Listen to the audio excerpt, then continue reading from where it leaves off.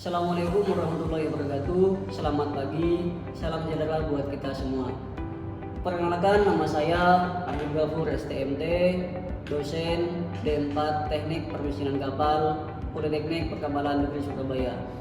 Tujuan daripada pembuatan video kali ini adalah untuk memenuhi salah satu persyaratan sertifikasi dosen tahun 2024, yakni pernyataan dari dosen unjuk kerja Tri Dharma Perguruan Tinggi dalam bidang pengajaran.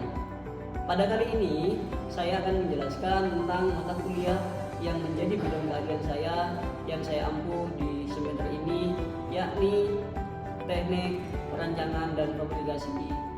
Mata kuliah ini terdiri dari 3 SKS yang semuanya adalah tugas ya, atau kalau di sini adalah praktek atau tugas pengerjaannya, di mana satu SKS-nya itu terdiri dari 170 menit.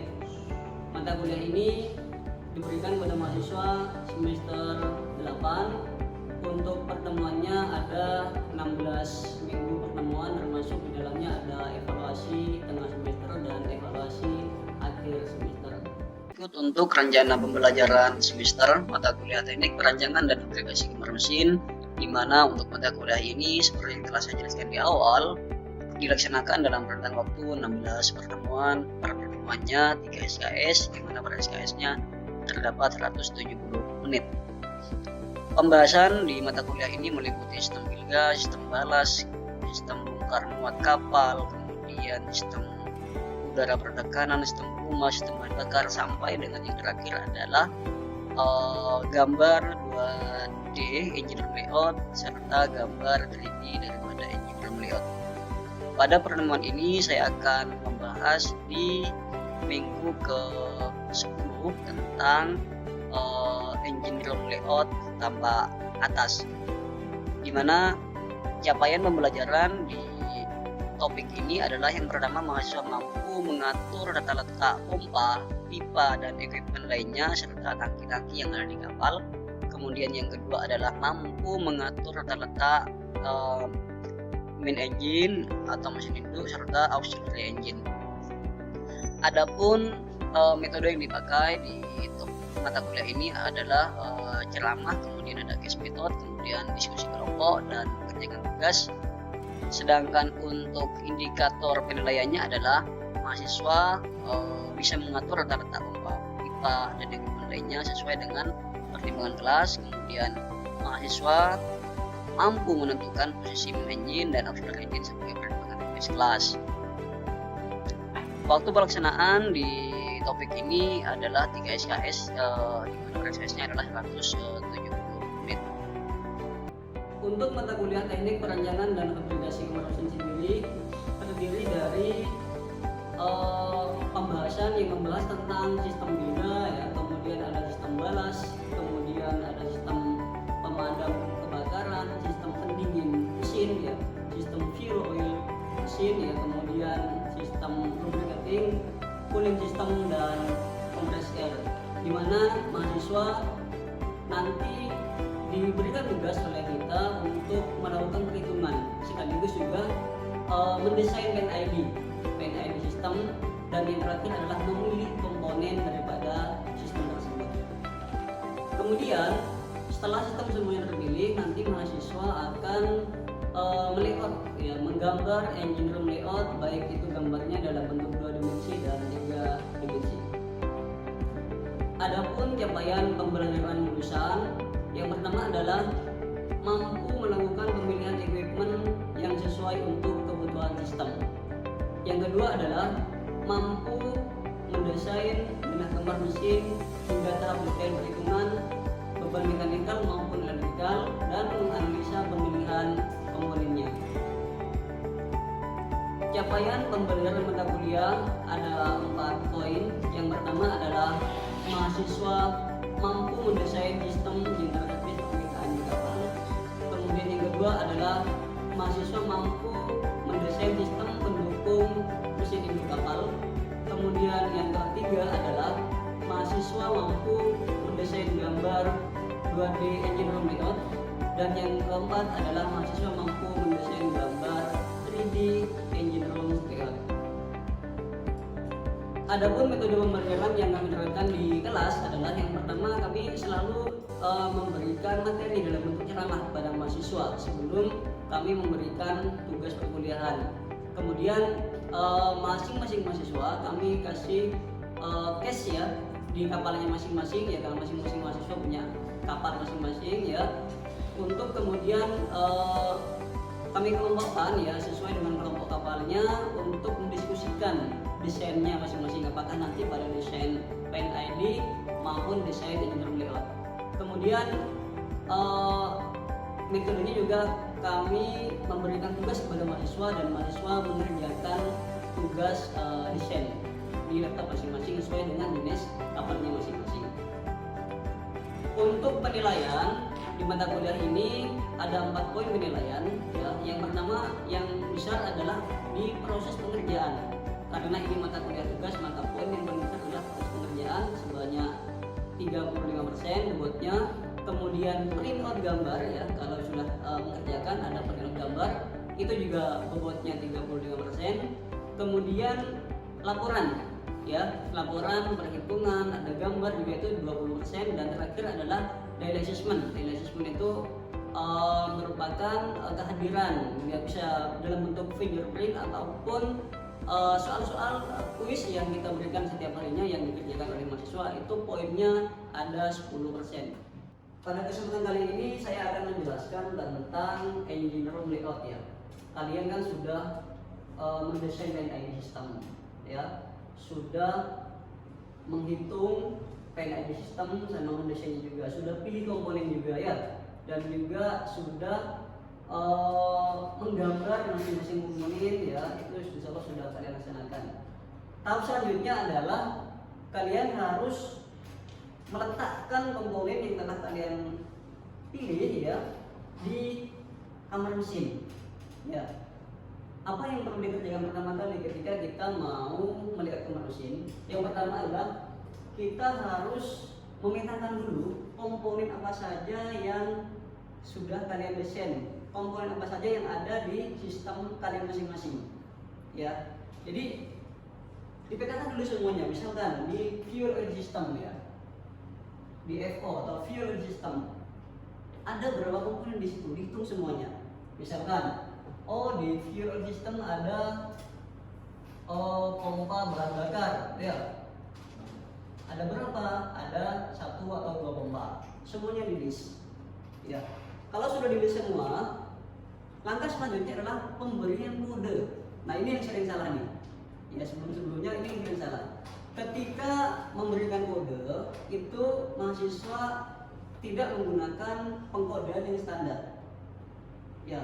Pokoknya kalau ada, misalkan ada komponen pompa, semuanya dikasih kode P001.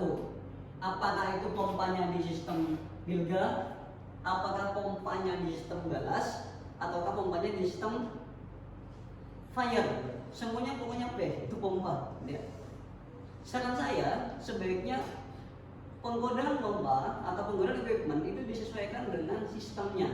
Misalkan sistem bahan bakar, jadi pengkodeannya untuk di awal ini adalah sistemnya FO ya, berarti dia FOP, berarti dia pompa yang ada di fuel oil system ya. Kemudian ini adalah 001 berarti urutannya ya. Misalkan juga ada pompa yang ada di LO atau lubricating oil system, maka di sini LO P kemudian 001. Kenapa perlu diberi pengkodean? Supaya nanti kalian tidak bingung ketika menguploadkan di engine room layout ya. Karena kalau sistem depannya ini tidak ditampilkan, nanti ketika di engine room layout sama-sama P001, P002 itu bingung kalian. Apalagi orang yang membaca, yang menggambar aja bingung gitu ya. Itu sering terjadi. Makanya di awalnya itu adalah dikasih sistem, dikasih kode sistem. Misalkan kita fokus ke FO ya 001, FOP ya, FOP 001. Kalau misalkan misalkan di FO itu ada fuel oil ya, fuel oil itu ada apa ya, purifier ya, purifier berarti FO P002 ya. Jangan lupa di sini dikasih namanya apa, pompa transfer gitu ya, atau mungkin pompa booster pump ya. Jadi ada pengkodean dan ada penamaan, dan pengkodean yang disesuaikan dengan sistem yang ada. Supaya apa? Supaya tidak bingung. Karena sering kali terjadi kalian itu memberikan kode sesuai dengan yang ada di project get, ya kan ya. Jadi project get itu kan ada kodenya 1, 2, 3 PNID ya. Ini yang bikin bingung. Padahal di sistem yang lain yang tidak ada project getnya, misalkan di Bilga balas, itu kalian menulisnya itu BLP01 gitu ya. Tapi ketika di fuel oil pump ditulisnya 1, 2, 3, itu kan tidak standar. Nah ini distandarkan dulu ya, itu terjadi, itu distandarkan dulu semuanya sehingga pengkodeannya ini bisa dipahami oleh semua orang ya. Tidak hanya kalian yang menggambar, tapi orang yang membaca gambar kalian itu juga bisa memahami kode yang kalian tuliskan di gambar kalian. Sampai sini paham? Paham ya? Kemudian langkah yang pertama pengkodean ya, pengkodean equipment. Langkah yang kedua adalah kalian gambar tanpa atas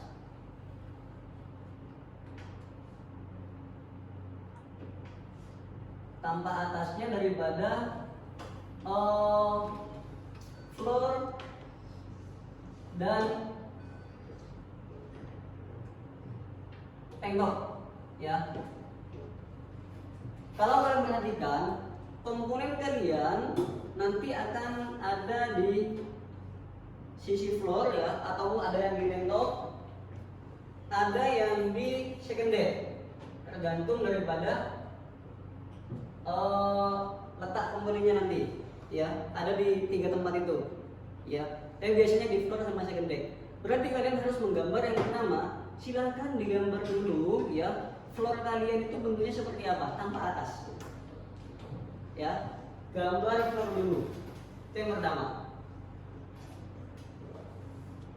Yang kedua adalah silahkan digambar second decknya. Second deck, ada second deck. Bagaimana cara menggambar floor dan bagaimana cara menggambar second deck? Untuk menggambar floor ya, ingat ketika kita punya kapal ya, pasti di sini ya, ini adalah tengkok ya, dimana tengkok tuh biasanya jaraknya adalah 1 meter ya, berarti dia berada pada WL 1 ya. Tingginya floor di mana Pak? Tingginya floor itu sesuai dengan posisi main engine ya. Katakanlah ini main engine-nya fondasi mesin, kemudian di sini ada bukaan crankshaft ya. Nah, ada bukaan crankshaft. Tinggi daripada floor itu jangan sampai menutupi bukaan crankshaft ya. Berarti Pak ternyata dari tank top ke sini ya, di bawahnya crankshaft itu ternyata jaraknya adalah 0,5, maka floor kalian adalah 1 meter ditambah 0,5, berarti di 1,5 misalkan. Berarti Anda nanti menggambar di WL 1,5 ya. Selanjutnya apa? Selanjutnya adalah menggambar second deck. Di sini ada second deck nih ya, ada second deck. Nah, second deck untuk desainnya standarnya dari floor ke second deck gitu ya, itu jaraknya biasanya 2,4, itu standarnya 2,4, bisa 2,6, bisa 2,5, pokoknya tidak kurang dari 2,4 ya. Sehingga ketika di sini ketemunya katakanlah 2,5 plus jarak 1,5 ya, berarti 1,5 plus jarak dari sini ke sini 2,4, maka ketemunya adalah 3,9. Berarti untuk second depth kalian berada di 3,9 meter atau di WL 3,9. Ya, sebetulnya pertanyaan? Belum? Baik, kalau sudah Anda tentukan, oh ternyata Pak, floor saya ada di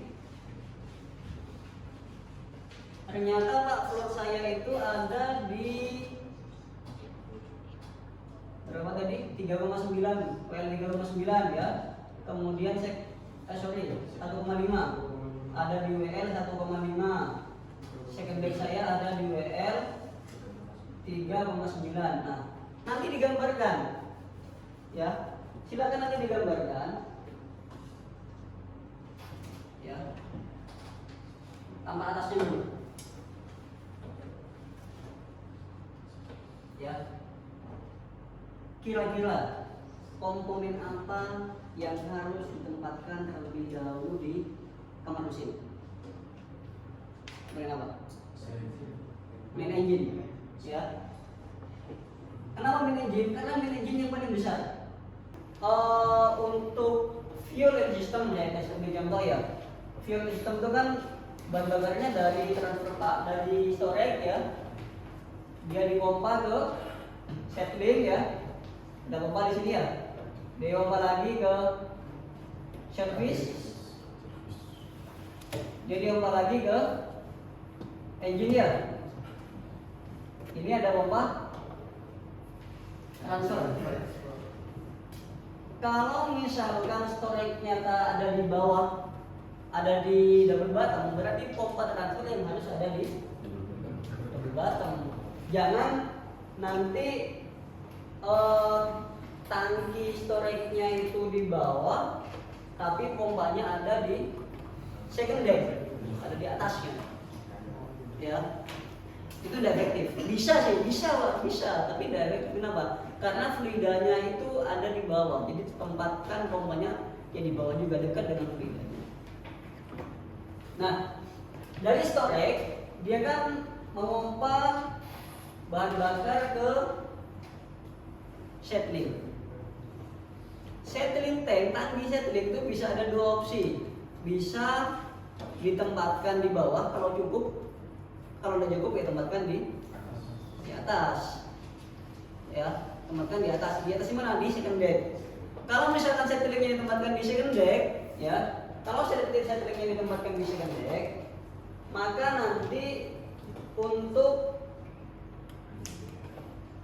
pompanya,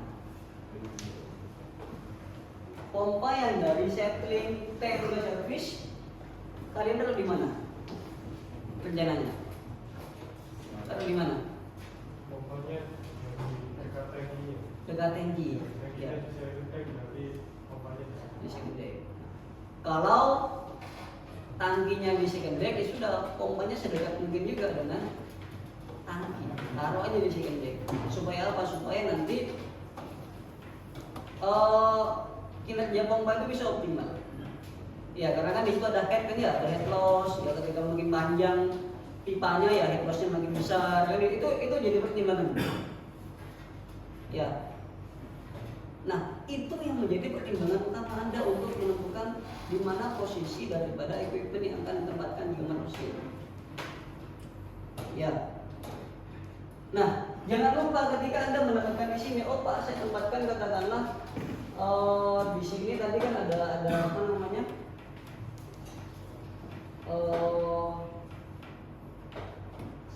Transfer pump ya. Nah, pengkodanya tuh jangan lupa loh.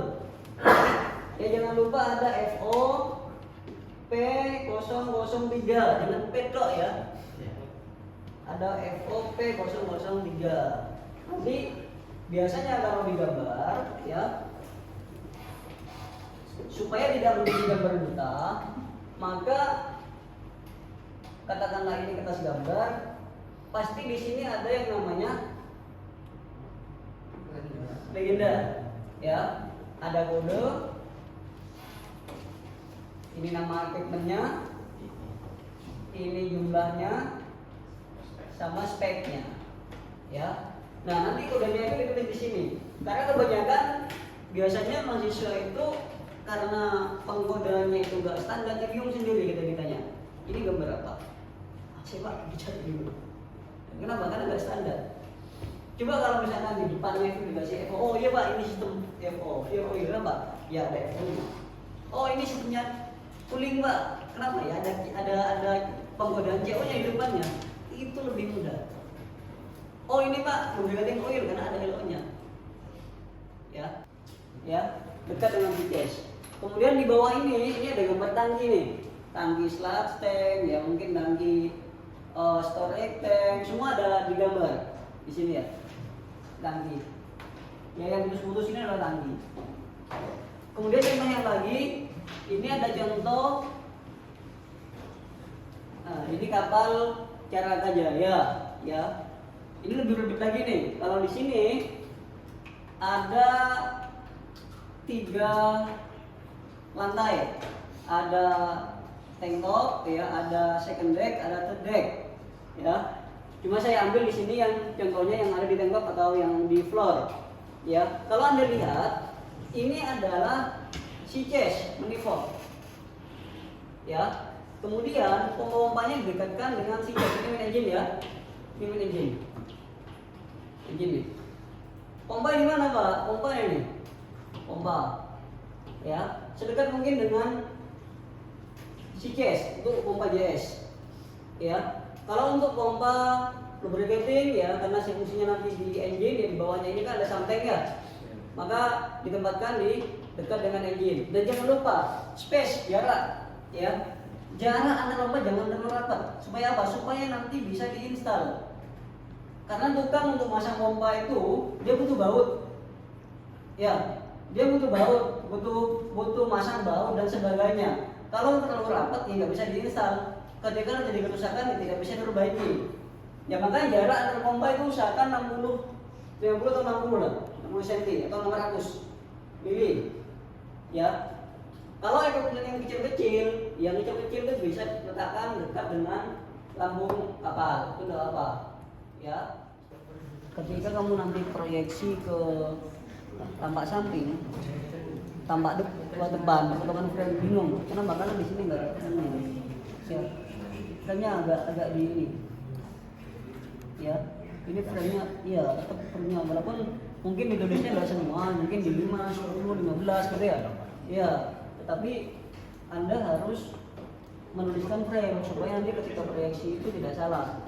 Karena ketika proyeksi di tampak depan, katakanlah ada di frame 18, ya. Ketika nanti di proyeksi ke tampak samping juga harus ada di frame 18, ya. Frame-nya itu jangan lupa. Ini penggodanya sudah sesuai OES. Ini jangan lupa ya, OES-nya OES apa ini? Bilga atau apa? Kalau Bilga saran saya sih kasih depannya B OES gitu ya, supaya nanti nggak bingung. Ini FP-nya apa? PAM di pendingin.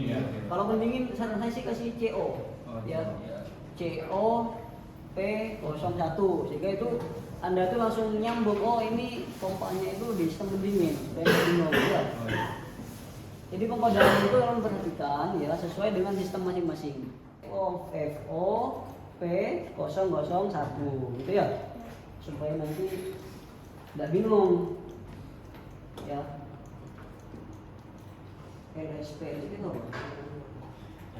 LSP itu apa? Ini nanti di ini ya, ini kayaknya semuanya sama ya. Jadi dari sisi pengkodaan itu masih belum standar ya. Saran saya sih satu kelas distandarkan. Kalau misalkan itu punyanya sistem fuel oil, ya sudah dikasih FO gitu ya. Kalau punyanya itu cooling system ya atau pendingin ya kasih CO ya. Kalau LO atau lubricating dikasih LO. Sehingga nanti ketika kalian melakukan proyeksi ke tampak samping, proyeksi ke perpotongan frame itu udah bingung. Ya. Karena jadi gambar itu dibuat supaya orang lain bisa baca. Nah kalau kita sendiri yang menggambar bingung, apalagi orang lain, kan logikanya gitu. Supaya nggak bingung bagaimana Pak? Dibuat semudah mungkin di pengkodean, karena yang orang baca itu kan kodenya. Karena tidak mungkin kalian menuliskan di situ nama semuanya, misalkan pompa bilga ditulis di situ ya nggak muat gambarnya. Yang dituliskan cuma kodenya. Nah supaya orang bisa gampang baca, mendefinisikan bahwa itu adalah sistemnya fuel oil atau sistemnya lubricating oil, dikasihlah kode sesuai dengan nama sistem. Kalau punyanya fuel oil kasihlah kode FO. Kalau punyanya lubricating oil dikasihlah kode LO. Itu ya. Itu diperhatikan. Sama ini ya. Ini saya tadi cek ada satu yang frame. Karena nanti untuk proyeksi itu akan ada frame. Jadi yang menjadi acuan untuk proyeksi dari tampak atas ke samping itu adalah frame. Frame itu menunjukkan posisi equipment kita di frame mana. Sehingga ketika diproyeksi katakanlah oh ada di frame 7 Pak. Ya sudah nanti dipindahnya itu di tampak sampingnya kan di frame 7. Jika mahasiswa selesai mengerjakan tugas gambar engine room layout, selanjutnya mahasiswa kami minta untuk mengupload file gambarnya dalam bentuk PDF di LMS yang telah kami sediakan. LMS ini juga berfungsi sebagai absensi kehadiran daripada mahasiswa selain daripada fingerprint. Setiap minggunya kami akan selalu memeriksa hasil kerjaan mahasiswa di LMS ini dari file-file yang telah diupload oleh mahasiswa ke LMS yang telah kami sediakan. Tampak atas ini second deck ya? Iya Pak. Ini tank top. Nah, ini gas ya. Tank top itu kan posisinya di bawah ya. Jadi saran saya tank topnya dipindah ke bawah.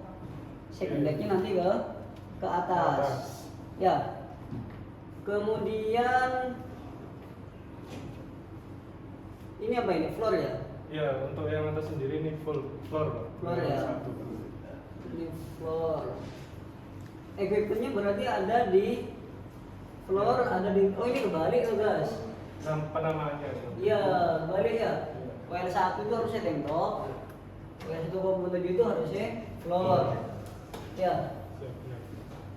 Balik lah, ini balik nih. Karena tidak mungkin floor itu di WL 1 sedangkan top di WL 1.7 ya. Nah, pompa untuk ini JS Pump mana? Untuk JS Pump ini saya taruh di bagian depan sini. Iya. Demikian deskripsi singkat dari cuplikan video pembelajaran mata kuliah yang telah saya lakukan. Semoga dapat memberikan gambaran terkait dengan kinerja pengajaran khususnya di mata kuliah teknik perancangan dan fabrikasi kamar mesin. Saya ucapkan terima kasih kepada panitia Smart Dos tahun 2024 khususnya bidang SDM Kemdikbudristek dan juga teman-teman dosen serta staf karyawan Politeknik Perkapalan Negeri Surabaya. Saya ucapkan terima kasih. Assalamualaikum warahmatullahi wabarakatuh.